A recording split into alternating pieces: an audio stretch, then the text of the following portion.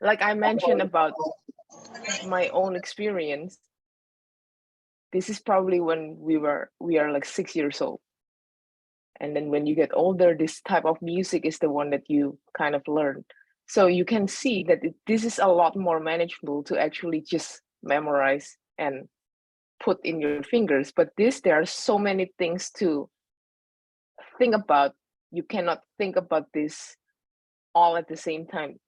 When you're on the spot on stage, you will forget everything. Um, So I would like to share a little bit about the connection between your body and your mind. Because most of the time when you forget something or when you make accidents on stage, most likely it's because of your mind. Um, so our body and mind are connected. Like whenever you think about nightmare, people think it's in your mind. But actually there's a research that link your lower oxygen levels in your blood that cause you to have nightmares. So, something that you thought was in your mind was actually also influenced by your body. And there's one other thing, law of association of idea is like there are two ideas that are so strongly connected that one will invoke the other one. So an example would be like if you're trained in the military, for example, and there's a soldier that always wakes up when they hear a whistle. When that person is not even in the military anymore, they're just taking a nap at home. You hear a whistle, that person will wake up because it's just like a little habit, like a little trigger that causes you to do something.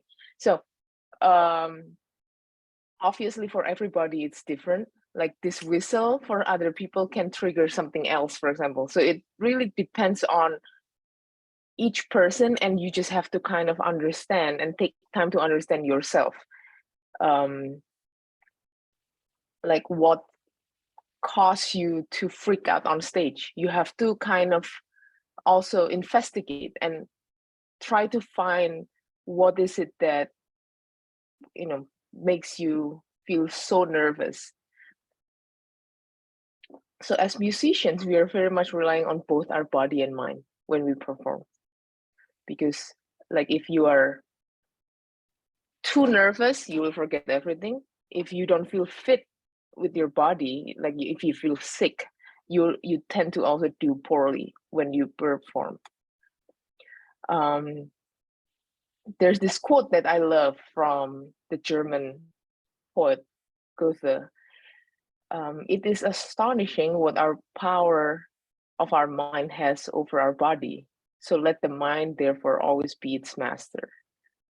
Like a lot of things happen in the mind. So if you, let's say, if you also do some yoga, for example, um, if you have ever done yoga, there will be a moment that the instructor probably just told you, just lay down, close your eyes, and then you just did it.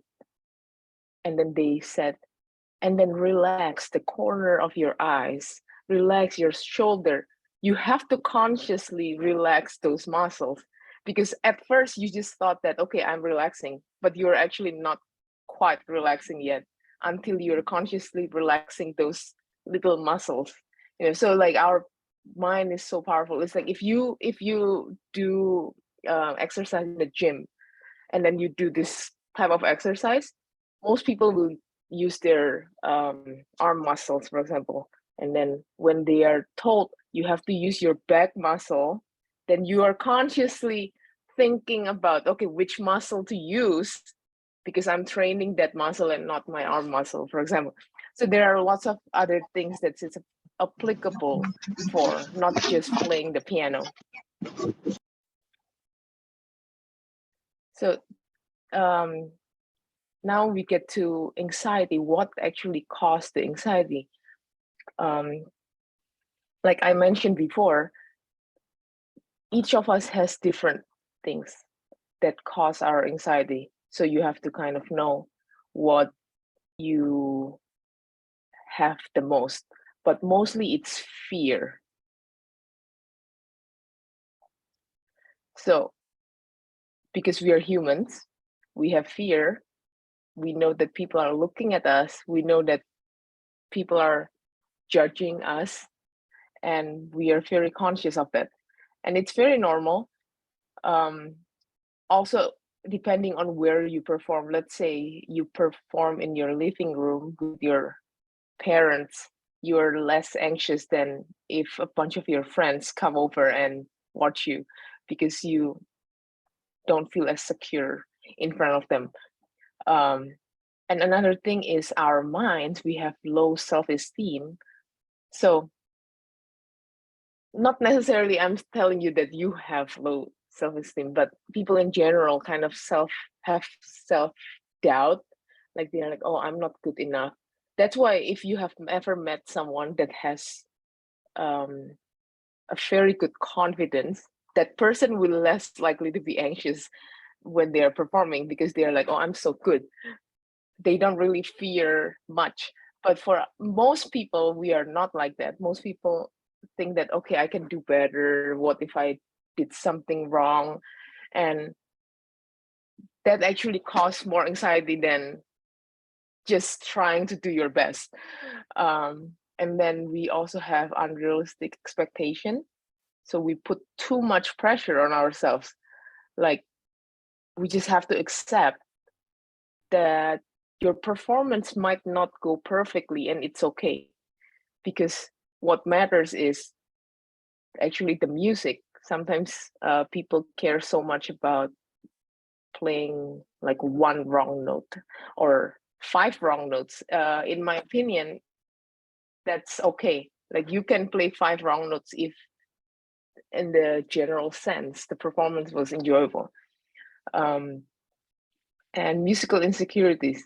This is the main thing that I would like to stress, that most of us are lacking in preparation or insufficient training. So lacking in preparation is like, if you're last minute, you have the performance next week and you just learn the piece today, that will cause you to be anxious, and that will happen. And insufficient training is very important for, like, if you are a piano teacher, or if you're an older student, you might realize that there are certain basic things that you didn't learn well when you were younger.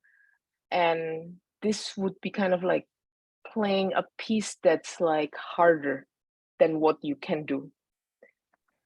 I do that all the time too. It's like, I listen to a piece and I want to play this piece, and I try to play it and I learn it for like months, and then I realize, okay, maybe this is not yet the time for me to be performing this. You can try to learn it, but try not to perform something that's like way beyond your skills, just because it's not like, oh, you can't learn this hard thing. You can, but then it will put pressure on you, and it will cause your performance not to go so well, and it will make you not want to perform again in the future. So just try to do it step by step, and you will get there eventually before you know it.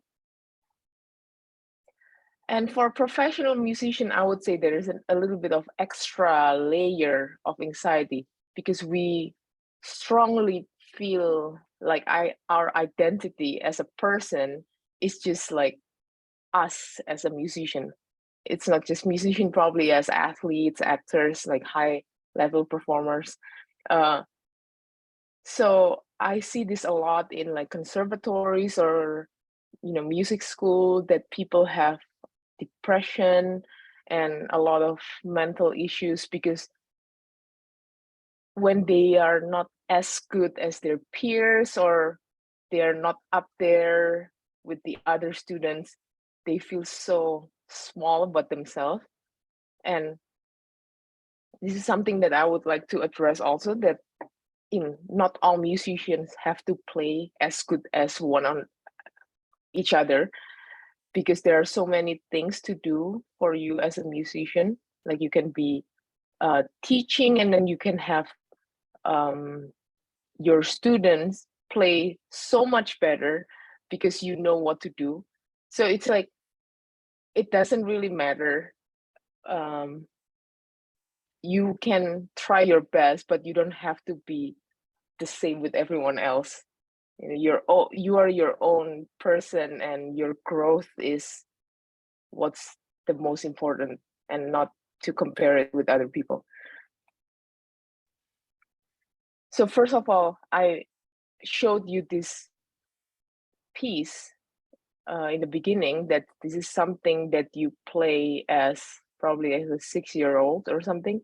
And I would like you to see this. Imagine learning this now and performing this. I don't think any of us will feel nervous about this, because this is something that's like lower than our current level, probably. Like, we've played something that's harder than this, and the rhythm is simple, the notes are simple. So your anxiety level is not going to be as high as when you're performing this type of thing that you learn later on. And then maybe if you are in a higher level, it should look like this. It could look like this. So when I'm saying that when you play something like this, you cannot consciously think about all your notes all the time, because you will most likely forget.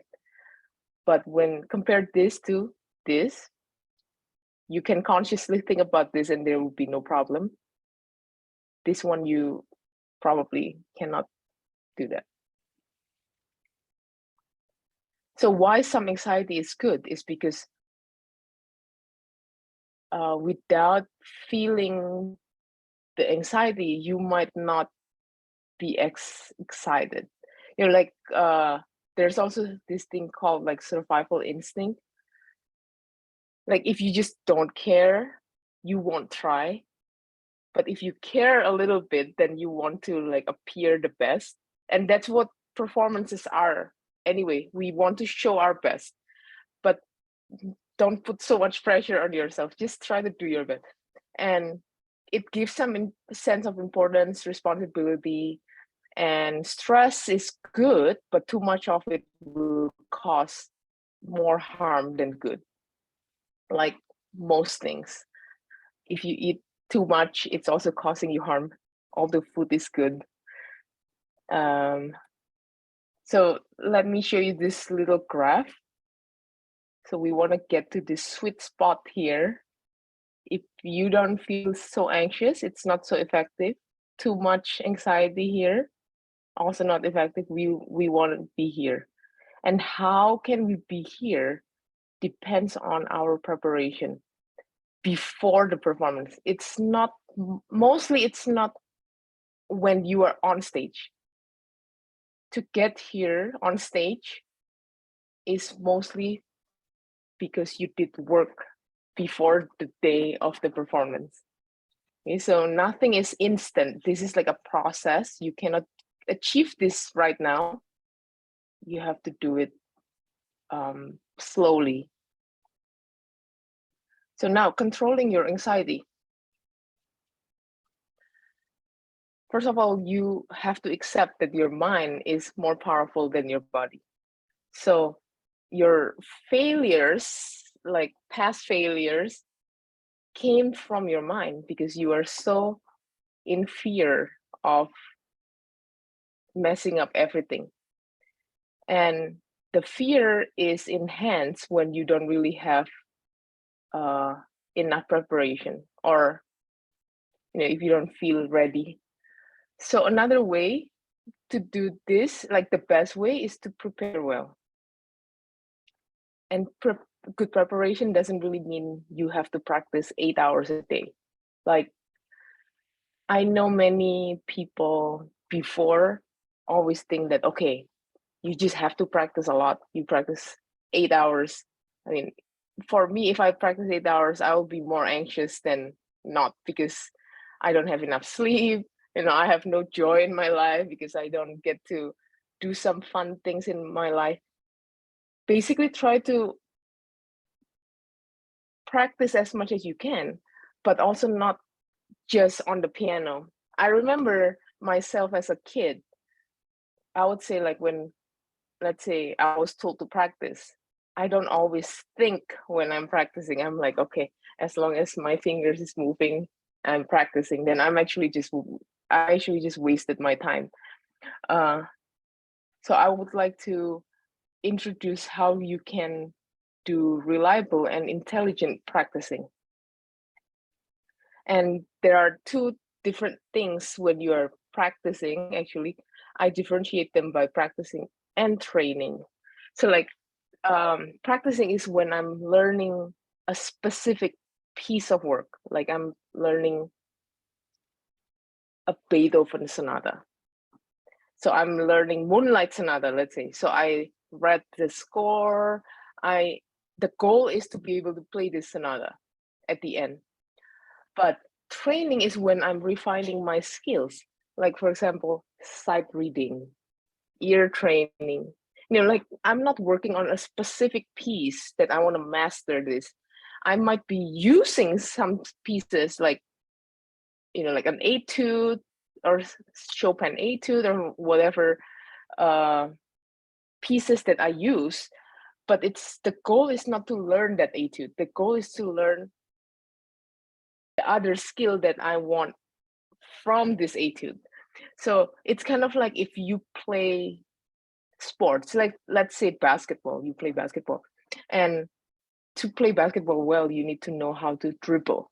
You need to know how to shoot the ball and pass the ball well. And when you go to basketball practice, it's not just, okay, you play basketball for 2 hours. It's not like that. You will have like, okay, running, and then, training to pass the ball, training to shoot. So like all these things we often don't think about when we say, oh, I'm practicing piano. I'm actually just practicing specific piece. I'm not practicing my skill.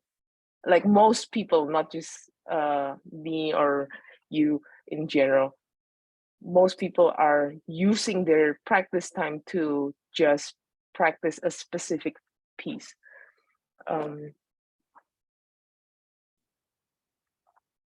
So I want to talk a little bit about memory, because when you perform, most likely we play things by memory. And a lot of your failures or anxiety comes from, what if I forget? But what if the memory doesn't doesn't stick with you on stage? Basically, memory is a combination of different senses like ears, eyes, and movement. So as a pianist, you should make use of them all. So I got this idea from Lilias McKinnon. I read her book, Music by Heart. So basically, in that book, she also discussed like how you can use your training to enhance your memory, because when you see the score earlier, the complicated ones, it's hard if you just try to memorize note by note. So you have to combine all the skills that you have to create a better and more reliable memory. So how should we practice now? Because good practice is less anxiety. I want to share a little bit also about how I think when I was on stage, when I was younger. So a lot of the time when I'm on stage, I'm playing, like a first movement of a Beethoven sonata. And then in the middle of playing, I'm thinking about my dinner. I'm thinking about what should I do this weekend. Like suddenly in the middle of performing, you're thinking about random things. And then when you realize, why am I thinking about this? You come back and then you might forget what you're doing or where you are on your piece. That is a very common problem with like younger musicians. I talk to many of my friends that are also pianists, and many of them also have the same experience when they are like teenager or something like that, because they don't really know much how to practice. So when you perform, you tend to think about many random things. But when you have an organized practice, like if you organize your piece, you create segmentations, you are less likely to do that, because you are, as you play your piece, you know where you are on your piece, and you have specific things that you want to think about. So you are actually, when you're performing, instead of like, oh, I hope my performance goes well, you are like, okay, I have a list of things I need to do when I'm on stage. It's like when you're preoccupied with other thoughts, you're less likely to wander around and think about other things. So for example, I want you to look at this series of numbers. This is pi, like in math. Pi, usually we just know 3.14. But this is the first 50 digits of pi. Now, if I tell you, can you read this 10 times and memorize it? I mean, I'm not going to be able to. I read this 10 times in a row. I memorize 50 digits in like in a perfect order. I don't think, I mean, if you can do it, great. But I don't think most of us can do it, because we just put this is like a piece of music that you just want to learn too many things at once. But if I organize it in a way, in segments like this is exactly the first 50 digits of pi, like this. So it's like divided by tens, and then each row is 10, and then we have 5, 5, 5, 5, 5, 5, 5, 5. So if I tell you now, read this part 10 times, will you memorize it? Of course you will. It's just 5 numbers, 31415, 31415. Even after 5 times, you might memorize it, and then move on. Here, here, here. Actually, the amount of time we read these numbers are just 10 times. 10 times here, 10, 10, 10, 10. Compared to this 10 times, you will memorize this one, I'm sure. Maybe not the exact order, but you will memorize each of this segment well. So that's what we want to do with our practice when we learn a piece of music. We want to divide them in a smaller chunks, so you can memorize each of these well before putting them together. And the way you organize your piece depends on you. If you have a piano teacher, you can always ask your teacher, how should I do it? You know, like if you don't really know, you can ask for their suggestions on how to split the whole piece into segments. So this is a Chopin waltz in A minor. It's just the first page, but if you see here, it's this one.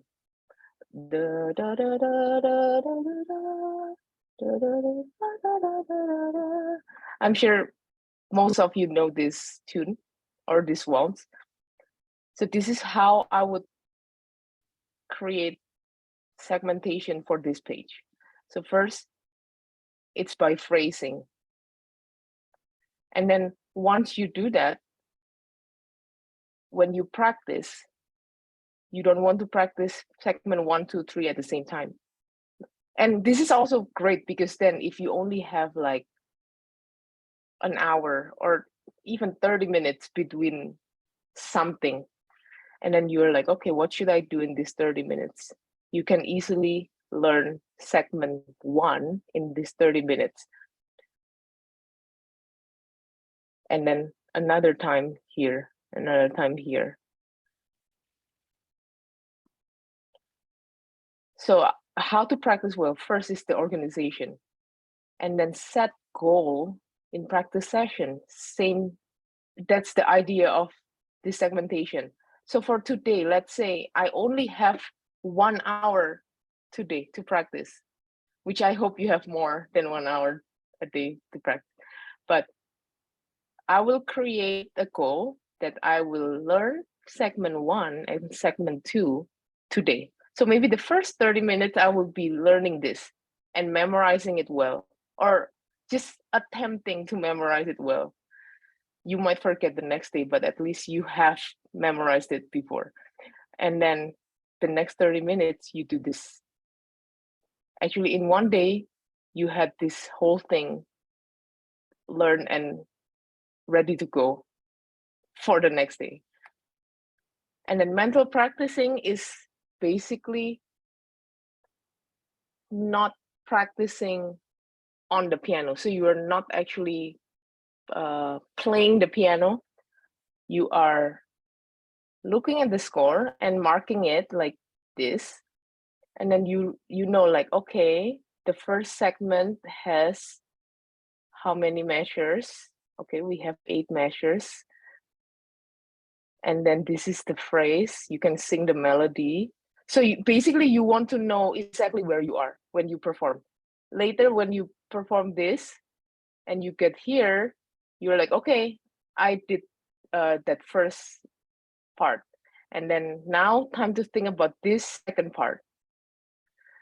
And then if you look at this also, the left hand actually has a pattern, A, D, G, C, A, D, G, C. But the second one, the A is actually an octave higher.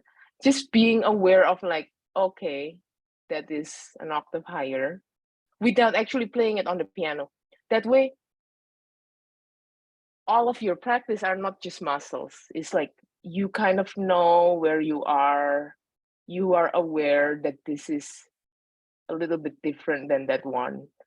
This is great because if you have like downtime and you don't have a piano, you can always do score studying. And then you should set practice times. So basically, don't think about, okay, I will practice when I'm inspired. You will never be inspired because we have TV, we have internet.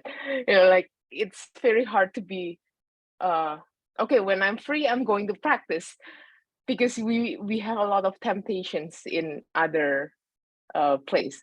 So if you can set practice times and make sure that you follow that, you don't need so much, and you can use those times effectively.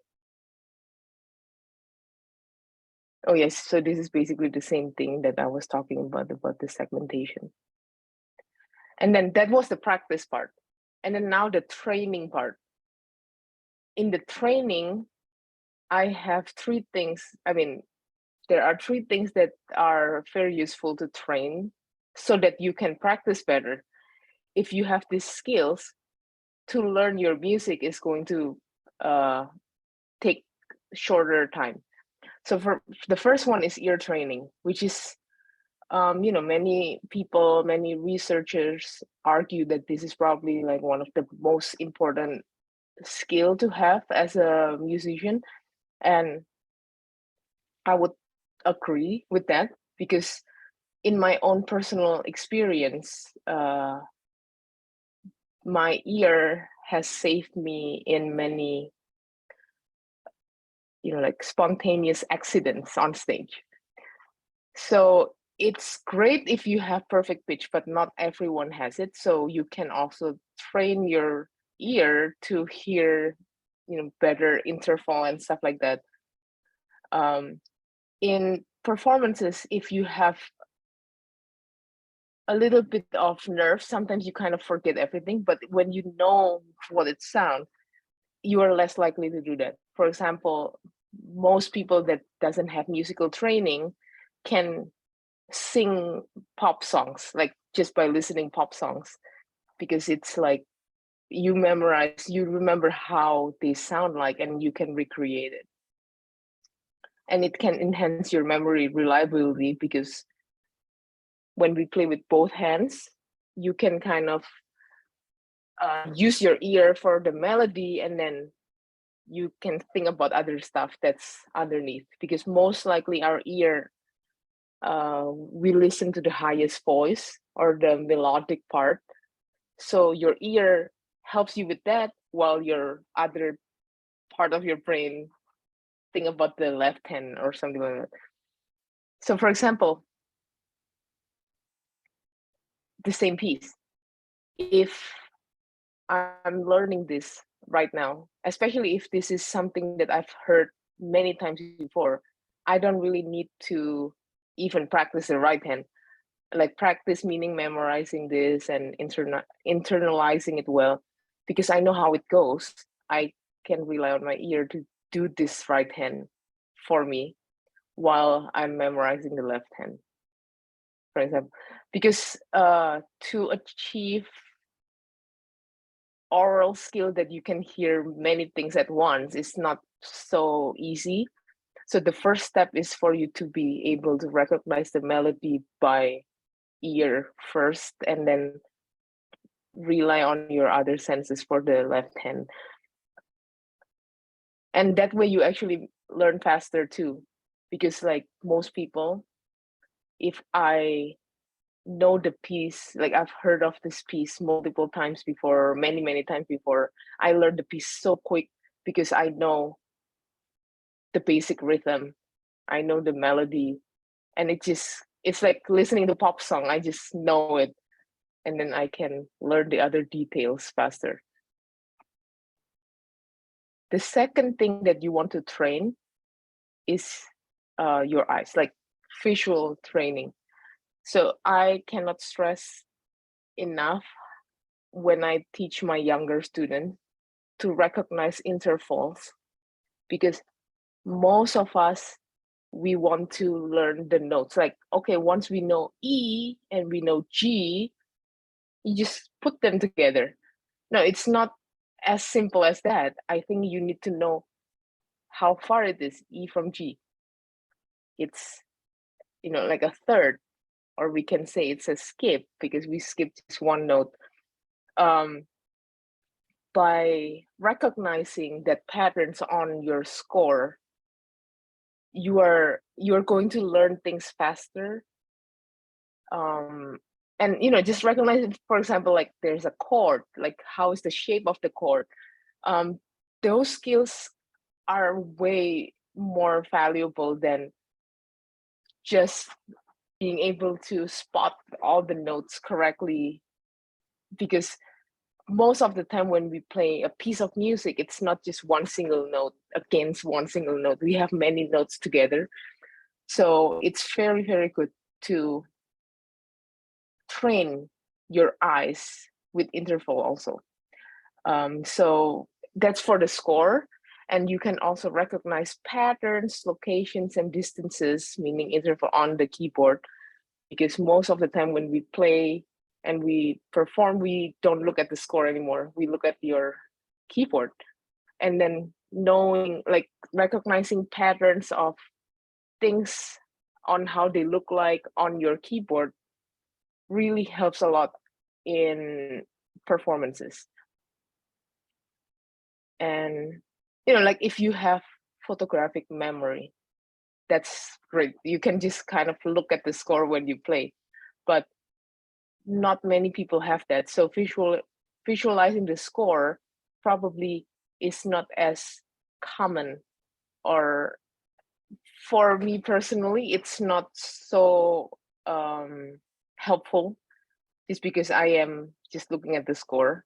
These two things are a lot more helpful for me personally. And the last one is if you have jumps and leaps, just knowing where you go. Many people think that it's muscles when you have jumps and you miss it because you didn't practice that enough. Actually, you have to have muscle also, memory of where you go. But most of the time it's because you didn't quite look at the destination. So what you need to do is just to look. It's like a target. Look at the target before you jump, and most likely that will solve the problem. So yeah, like this, when you have this jump going there, you just need to look at this one so that you don't miss it. And then when you go back down here, you look at this one on your keyboard, so you don't miss this one.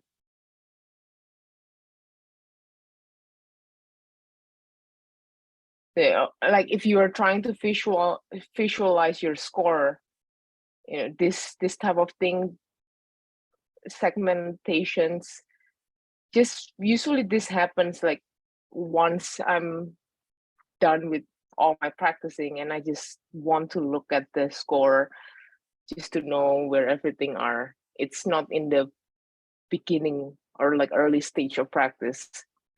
Like to visualize your score is at the end of your practice of this piece. And then the last one that we need to train, this is basically what most people focus on when they are practicing or training. We are practicing our muscles. We practice our muscle memory. I mean, I'm not saying that this is not important, but there are other things that you need to train also, like your ears. Technique, basically, you want to rely on your muscle memory. And in the beginning, I kept telling you, don't rely on muscle memory, but now I'm telling you to rely on muscle memory. It's different. So like these things that you want to rely on muscle memory are the basic things like scales, like arpeggios or chromatic scales. Imagine if every single time you have to do chromatic scale, if you see a passage that is chromatic and you have to read it one by one, it's a waste of time. But if you master the chromatic scales, you tackle that whole passage in like 5 seconds. So that's what I meant by you have to rely on muscle memories on some things, so that you can free your minds. You don't think about the chromatic scales, you just do it. And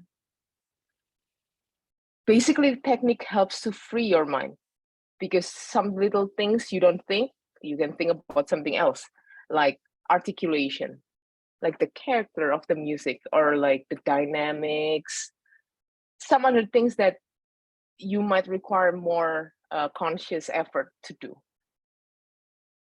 And on your technique also, when you are learning a specific piece, like when you are practicing, I would say to always try to assign consistent fingerings on your passages, because if you play things differently every single time, you might be wondering which one to use on stage, and that's not something you want to think about when you are nervous. When you're nervous, you don't want to suddenly decide, okay, between 3 options.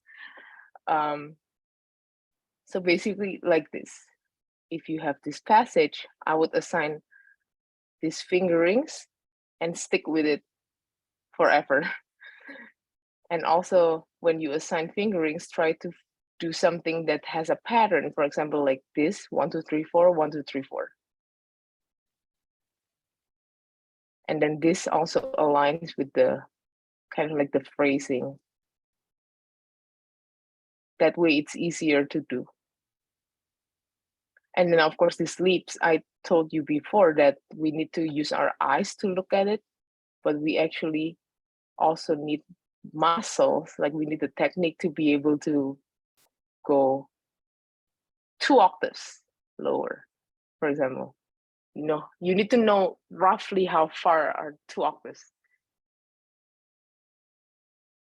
So basically that's all I want to share. I hope that, you know, like this could be not necessarily you want to take everything from this, but it could be some kind of eye opener for you to organize your practice better, first of all, and to refine your skills, refine your basic music skills, basic piano skills, because that's not something that we think so much about. We just want to learn, I want to learn this piece, I want to learn that piece. And for teachers, we want our student to be like winning competitions, and we want them to learn, okay, this, it will look really good for you. But we also need to, you know, give them some basic uh, knowledge so they can actually do these pieces better later on. Thank you so much. Yeah, thank you. Very I clear. hope it's not too confusing. Oh, it is very clear that you can lay out all the process on how to memorize and how to practice effectively.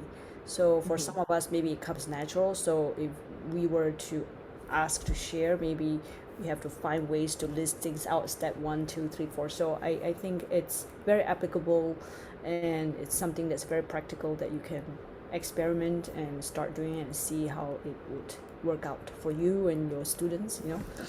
Yeah, Yeah. preparing all this. And you're right, I mean, if you learn how to tackle all this, everything comes how you practice effectively, you know, how you assign your finger, Hmm. how you organize your practicing, how you see music score, how you organize everything in your mind. And if you prepare that well, then on the stage you can manage that. So thank you so much, Yeah. Gina, for sharing with us such a practical advice on how to Hmm. share and how to anticipate all these nerves when you're preparing performances, especially that things are going normal again and we are expecting to be on the stage. Maybe you might feel Yeah. a bit, you're not used to it again because you are have been Yeah. hiding in the the camera. So this is a really good topic because people are starting going out and there's been live concerts. There's no more like Hmm. taping before the concert, so we have actual audiences with us. So a lot of us forget how it's like to perform before a real breathing audiences, you know. But Yeah. yeah, excitement are coming, and so this topic is really what we need at this time as we are going Thank. slowly going back to the normal phase. So thank you so much, Regina, for sharing with us. Yeah, it's my pleasure. And Yeah, I was thinking that you can also use this opportunity, after a long time not performing, try new ways to perform now. Like, just try to think differently when you perform, because most students tend to, like, I don't know, after they get to certain level in their piano playing, when the pieces gets harder, people usually quit. And that's something that I'm like, you quit because you fail in one performance. That's not a good reason, like. And then how do we fix this one performance is by doing all these little things. So the topic today was like conquering nerves. Actually, it's less of your nerves, it's more on how to conquer your mind. practicing well. Also, how to control your Yeah. mind, basically everything Yeah, that yeah, we talked control your mind and prepare well. Because even now when I go see like professional pianists, talking like pianists that are world class. They perform all over the world all the time. They still make a lot of mistakes. So don't worry about it. It's like we are just always self-conscious about ourselves.